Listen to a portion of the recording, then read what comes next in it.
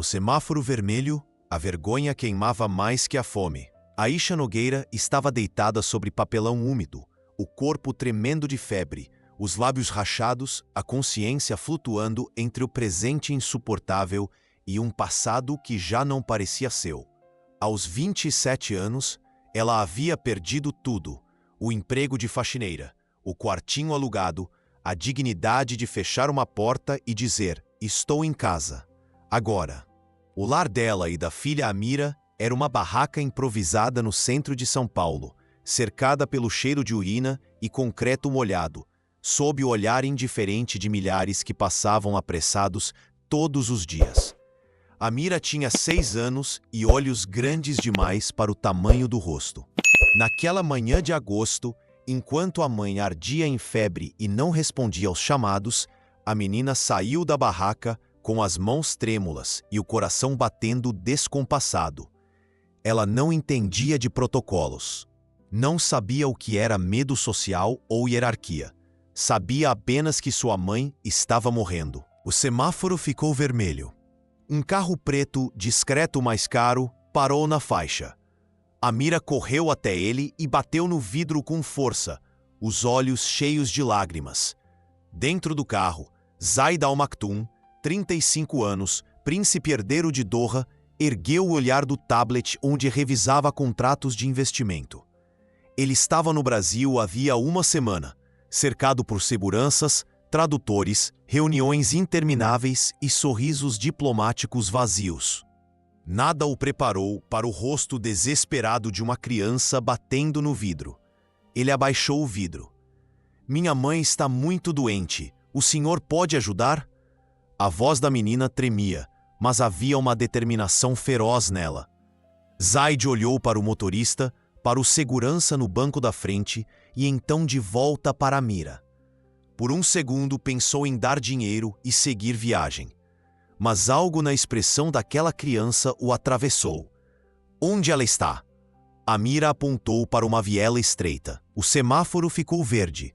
Buzinas explodiram atrás do carro. Zaid abriu a porta. Parte 2. A viela cheirava a desespero. Zaid seguiu Amira por entre barracas de lona, caixotes empilhados e olhares desconfiados de outros moradores de rua que observavam o homem de terno impecável caminhando como se estivesse perdido em outro planeta. O segurança tentou segui-lo, mas Zaid fez um gesto seco para que ficasse para trás. Não queria assustar a menina. Amira parou diante de uma estrutura patética, pedaços de papelão presos com barbante. Uma lona rasgada servindo de teto. Dentro, Aisha estava inconsciente, o rosto pálido, os lábios roxos, o corpo magro demais até para as roupas surradas que vestia. Zaid se ajoelhou ao lado dela. Tocou seu pulso, fraco e irregular. A pele ardia.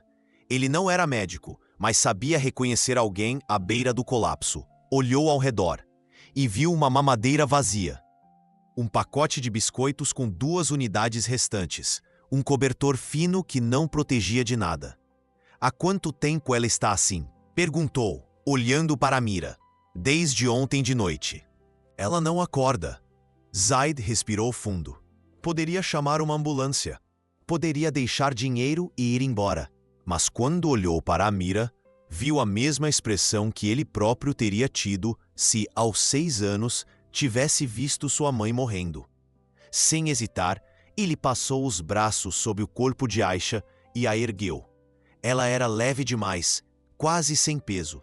A cabeça dela tombou contra o peito dele, e Zaid sentiu uma pontada estranha no coração.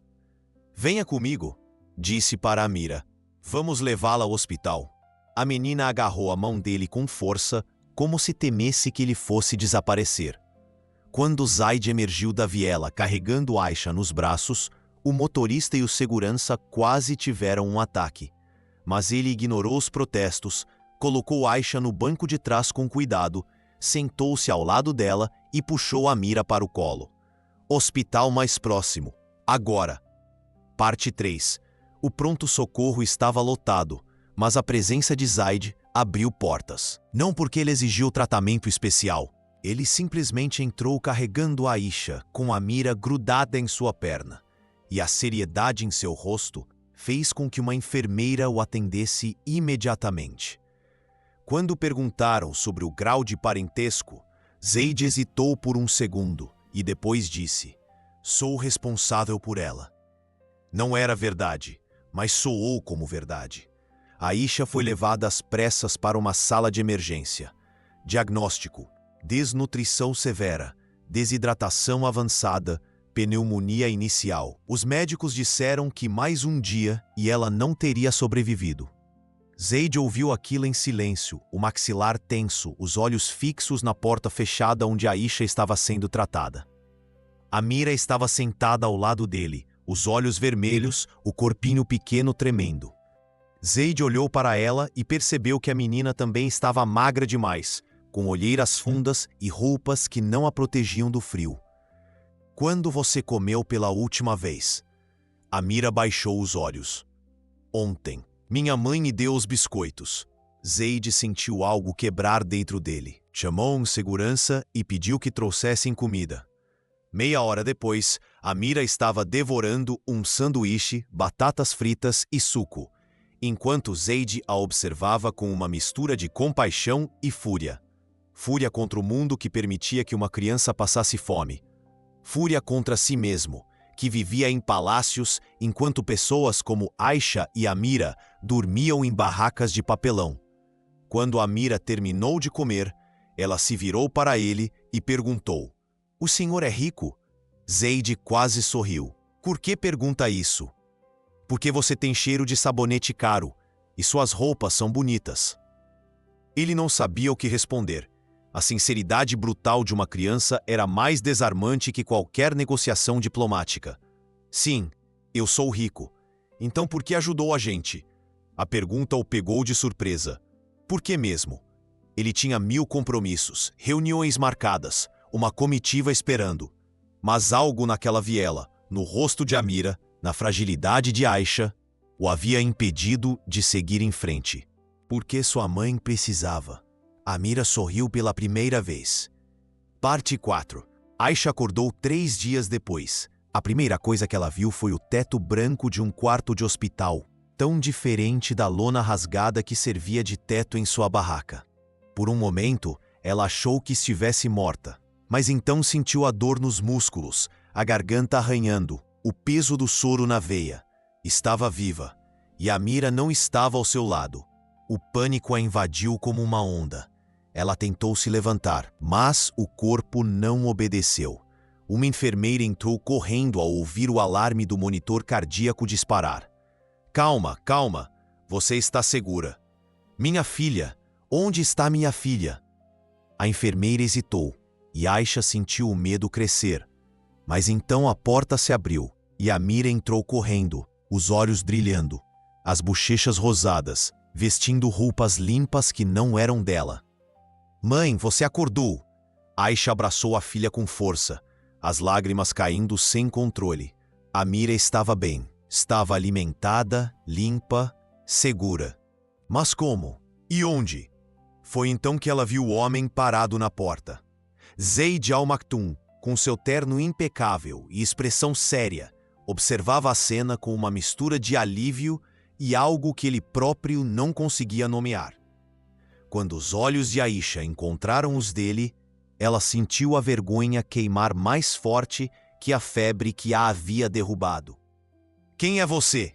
perguntou, a voz rouca. "Meu nome é Zayd. Sua filha me pediu ajuda." Aisha olhou para Amira, que assentiu com a cabeça, sorrindo. A vergonha se transformou em gratidão, mas também em algo mais complexo. A humilhação de ser vista em seu pior momento por um estranho que claramente pertencia a um mundo completamente diferente do dela. Eu não tenho como pagar." "Não estou pedindo pagamento." A frieza na voz dele a pegou de surpresa. Não era crueldade, mas distância. Como se ele estivesse cumprindo um dever, não oferecendo caridade. Aisha não sabia qual era pior. Zayd deu um passo à frente. "Os médicos disseram que você precisa ficar internada por mais alguns dias. Depois disso, precisamos conversar." E saiu, deixando Aisha com mais perguntas do que respostas. Parte 5. A conversa aconteceu numa manhã de sol fraco. Aisha estava sentada na cama do hospital, ainda fraca, mas consciente o suficiente para entender que sua vida estava prestes a mudar de novo. Zaid entrou no quarto sozinho, sem seguranças ou comitiva, e puxou uma cadeira para perto da cama. Você tem família? Alguém que possa te ajudar? Aisha negou com a cabeça, os olhos baixos. Meus pais morreram quando eu era adolescente. O pai da Amira nos abandonou antes dela nascer. Não tenho ninguém. Zaid assentiu, como se já esperasse aquela resposta. E trabalho? Você trabalhava antes? Era faxineira, limpava escritórios à noite. Mas a empresa faliu e eu perdi o emprego. Não consegui pagar o aluguel e fui despejada. Tentei outros lugares, mas sem endereço fixo, Zaid, sem referências, ninguém me contratava. Oh.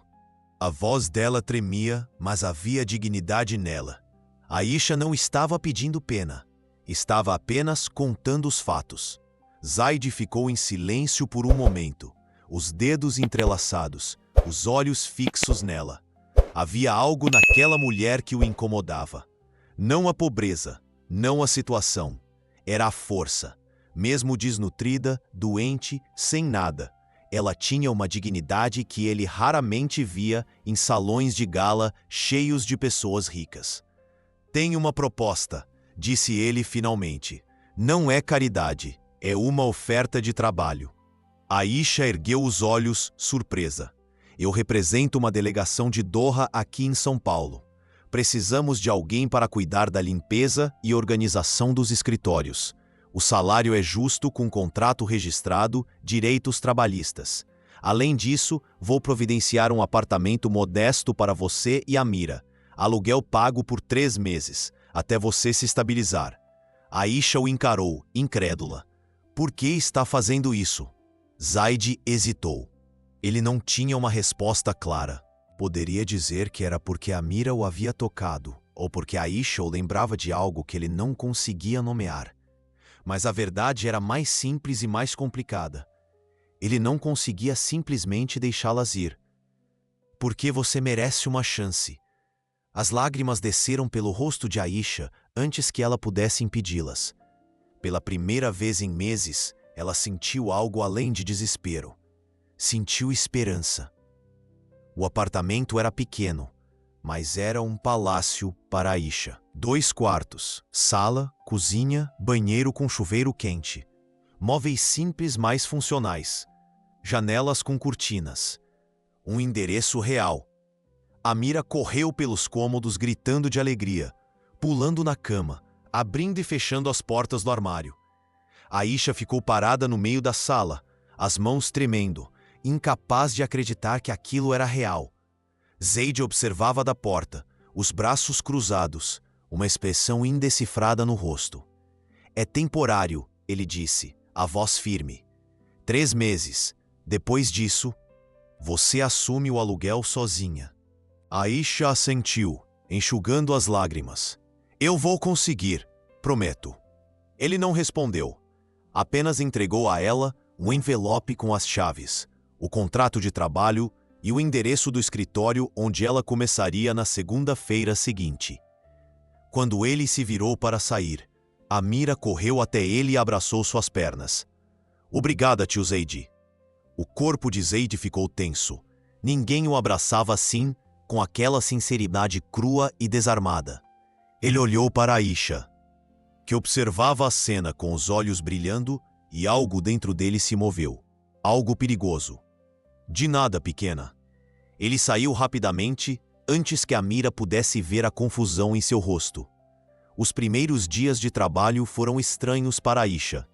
Ela limpava escritórios vazios de madrugada, polindo mesas de vidro, aspirando tapetes caros, organizando salas onde decisões de milhões de reais eram tomadas. Era um trabalho solitário, mas honesto. Ela ganhava seu salário, tinha um contra-cheque, direitos. Pela primeira vez em anos, se sentia humana novamente. Mas Zaid estava sempre por perto. Não de forma óbvia. Ele passava pelos corredores, checava documentos, participava de reuniões. Mas toda vez que Aisha olhava para cima, ele estava lá, observando. Não com desejo, não com desprezo. Com curiosidade, talvez. Ou algo mais profundo que ele próprio não entendia.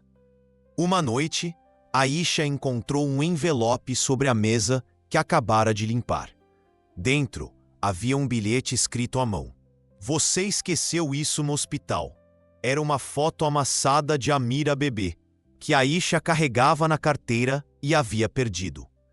Zaid a havia encontrado e guardado. Aisha segurou a foto contra o peito, o coração apertado. Aquele homem a confundia.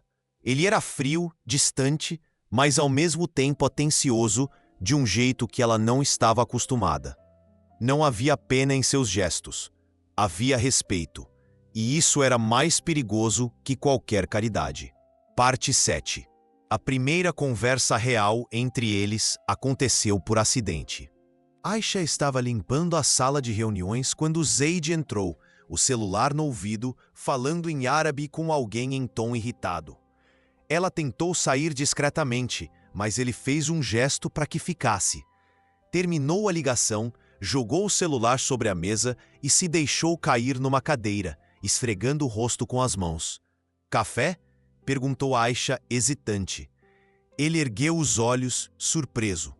Por um momento, parecia ter esquecido que ela estava ali. Então, assentiu. Aisha voltou com uma xícara de café preto, sem açúcar, do jeito que ela havia notado que ele bebia. Colocou sobre a mesa e se virou para sair. Fica. A voz dele era mais um pedido que uma ordem. Aisha hesitou, mas puxou uma cadeira e sentou, mantendo distância respeitosa. Problemas? Perguntou ela, mais por educação que por curiosidade.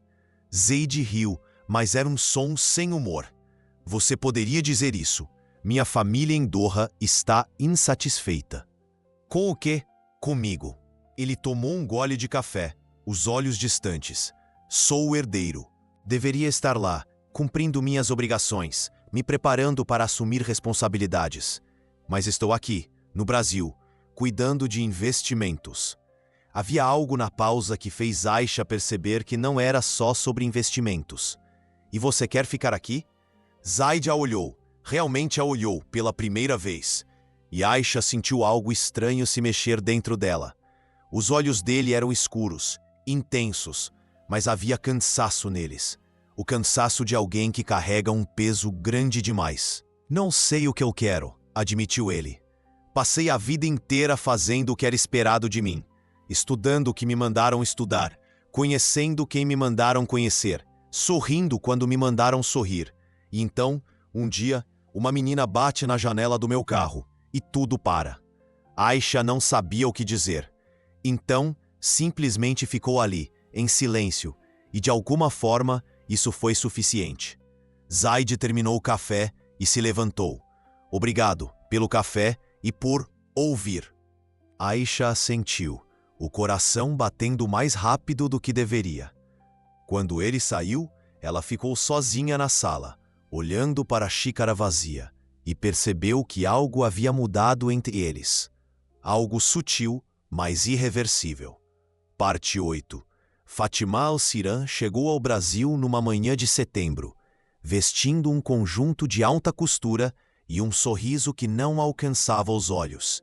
Ela era a noiva arranjada de Zaid, filha de um diplomata influente, educada em escolas europeias, fluente em 5 idiomas e absolutamente convencida de que Zaid era seu por direito. A notícia de que ele estava demorando demais no Brasil a havia irritado, mas ela decidiu transformar irritação em oportunidade. Viria pessoalmente, mostraria apoio e traria o noivo de volta aos trilhos. Zaid a recebeu no escritório com cortesia profissional, mas sem calor. Fatima, não esperava você aqui. Claramente, ela respondeu, o sotaque britânico refinado. Mas achei importante vir. Estamos noivos, Zaid. As pessoas começam a falar. Ele não respondeu. Apenas indicou uma cadeira e se sentou atrás da mesa. criando distância física entre eles. Fátima notou. Notou tudo. A tensão nos ombros dele, o jeito como ele evitava seu olhar, a palidez que indicava noites mal dormidas. E decidiu investigar. Nos dias seguintes, ela circulou pelo escritório com elegância calculada, cumprimentando funcionários, observando rotinas. E foi quando viu Aisha, a faxineira que limpava os corredores com movimentos eficientes. A cabeça baixa, o uniforme simples. Fátima observou por um momento, notando as roupas baratas, o cabelo preso sem sofisticação, as mãos calejadas. E notou também o jeito como Zaid olhava para ela quando achava que ninguém estava vendo. Um olhar lingo demais, atento demais, pessoal demais. Fátima sorriu. Tinha encontrado o problema. Naquela noite, durante um jantar tenso num restaurante caro, ela atacou. Conheci sua faxineira hoje, disse ela, o tom casual. Simpática, embora pareça um pouco perdida aqui. Zaid ergueu os olhos do prato, o maxilar tenso. Ela faz um bom trabalho. Tenho certeza. Ouvi dizer que você a resgatou. Das ruas, não é? Que história comovente. A ironia na voz dela era clara. Zaid colocou os talheres sobre o prato com cuidado forçado. Para onde você quer chegar, Fátima? Para lugar nenhum. Apenas acho curioso. Você, um príncipe, brincando de Salvador com uma... Como é mesmo? Ah, sim, uma desabrigada. O sangue de Zaid ferveu, mas ele manteve a voz calma. Cuidado com suas palavras. Fátima riu, um som cristalino e frio. O que é, Zaid? Você vai me defender contra a verdade? Porque a verdade é que você está aqui, longe de suas responsabilidades, obcecado por uma mulher que não tem nada a oferecer além de gratidão. Zaid se levantou, jogando o guardanapo sobre a mesa. Esta conversa acabou e saiu, deixando Fátima sozinha, sorrindo. Ela sabia que havia acertado o alvo. Parte 9. As coisas começaram a desmoronar rapidamente. Fátima não precisou fazer muito. Uma palavra aqui, uma insinuação ali. Logo boatos começaram a circular. O príncipe estrangeiro estava envolvido com uma ex-moradora de rua. A imprensa de fofoca adorou a história. Matérias apareceram em blogs, sites de celebridades, até em colunas sociais. Sheik se apaixona por faxineira era a manchete perfeita para gerar cliques. Aisha descobriu quando uma colega de trabalho lhe mostrou um artigo no celular. Ela leu em silêncio, o rosto pálido, as mãos tremendo. Ali estava sua história, distorcida, sensacionalizada. A foto dela saindo do prédio, tirada por algum paparazzo oportunista. E ao lado, uma foto de Zaid com a legenda: Príncipe abandona noiva por Cinderela brasileira. Ela sentiu náusea. Quando Zaid soube, explodiu em fúria.